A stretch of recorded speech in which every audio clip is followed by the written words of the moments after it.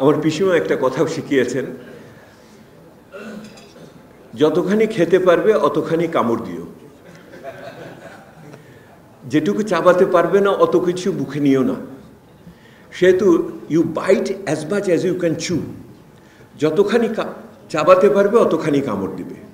সেহেতু এটার সাথে কিন্তু আপনি কতখানি সংস্কার করতে পারবেন এবং কতখানি সংস্কার সেই রকমভাবে নিস্পৃহভাবে এই সময়কালের ভিতরে শেষ করতে পারবেন সেইটা মনে রেখেন। সংস্কার চলমান প্রক্রিয়া হিসেবে অনেক সংস্কার অসম্পূর্ণ থাকবে, অনেক সরকার পরের সরকার করবে, এইটার ভিতরে আপনাকে মেনে নিয়ে আগামীতে ধারাবাহিকতার ভিতরে থাকতে হবে। এইটা যদি আমি না করি তাহলে সংস্কার বলে আমি আবার বিভিন্ন অসংস্কারী কাজের ভিতরে যুক্ত হয়ে যেতে পারি। এইটার একটা বড় বিষয় রয়ে গেছে। এটা আমার একটা বড় অভিজ্ঞতার অংশ হিসেবে আমি আপনাদের বলি। আমি একজন সংস্কারবাদী শব্দটা আবার কিন্তু একটু বাজারে ফিরে এসেছে, তাই না? একাগরের পরে যেটা খারাপ হয়ে গেছিল, আবার সংস্কারবাদী বললে এখন আর অত খারাপ বলে না ইদানিংকালে, এখন অবশ্য ফ্যাসিবাদী বলে। আচ্ছা, যাই হোক, তো এইটাও শব্দের বিভিন্ন একটা আবহাওয়া আছে, মৌসুম আছে।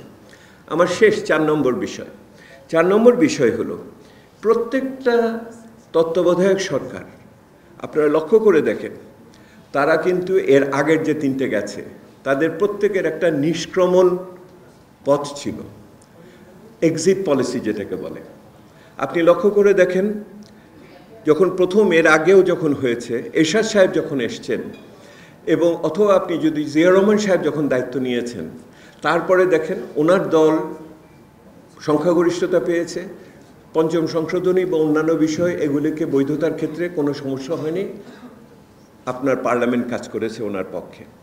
এরশাদ সাহেব ওনার জাতীয় পার্টি দিয়ে দল বানিয়ে ওনার যে সমস্ত অষ্টম সংশোধনী পর্যন্ত অন্যান্য বিষয় ছিল এটাকে উনি বৈধতা দিতে পেরেছেন। আপনি 1-11 সরকারের দিকে তাকিয়ে দেখেন, যেই সরকারটি এসছিল সেই সরকারটি যেই পার্লামেন্টে হয়েছিল সেটা কিন্তু ওই ফখরুদ্দিন সাহেবের সরকারের অনুগমনে হয়েছিল, সেহেতু ওনাদের বৈধতার ক্ষেত্রে কিন্তু খুব বেশি সমস্যা হয়নি। বর্তমান সরকার যে যাবেন, তারা যে কাজকর্মগুলো করেছেন, আগামী সরকার সেইগুলোকে সম্পূর্ণভাবে বৈধতা দিবে কি না এই বিষয় কিন্তু এখনও সামনে রয়ে গেছে, বিশেষ করে সংস্কার এবং ইত্যাদির বিষয়ে। সেহেতু যে কোনো অন্তর্বর্তীকালীন সরকার, যে কোনো তত্ত্বাবধায়ক সরকার সর্বদা তার নিষ্ক্রমণ পদ্ধতি সম্বন্ধে চিন্তা করা উচিত। এই সরকারকেও সেটা করার সময় এসে গেছে, এক্সিট পলিসি চিন্তা করার সময় এসেছে।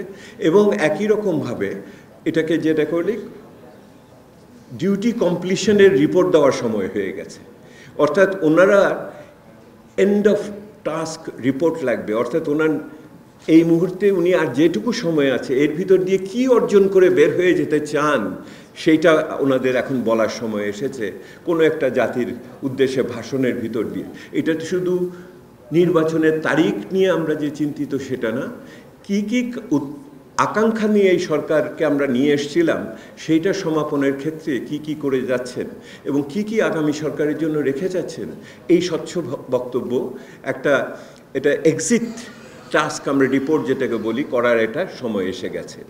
আমি শেষ করে যেটা বলতে চাই, শেষ বিচারে আমার অন্তর্বর্তীকালীন সরকারের মূল অভিভাবক হলো রাজনীতিবিদরা। যদি রাজনীতিবিদরাও এই প্রক্রিয়াকে ঠিক রাখতে না চান তাহলে কেউ ঠিক রাখতে পারবে না। এই প্রক্রিয়ার অন্তর্বর্তীকালীন সরকারের সবচেয়ে বড় সহায়ক শক্তি হলো রাষ্ট্রের অন্যান্য অঙ্গ প্রত্যঙ্গ, আমরারা যারা উর্দি পড়েন, যারা উর্দি পড়েন না, অর্থাৎ সেনাবাহিনী, আইন শৃঙ্খলা বাহিনী, আমলা ইত্যাদি, এটা সহায়ক শক্তি হিসেবে নির্বাচন কমিশন কাজ করতে হবে।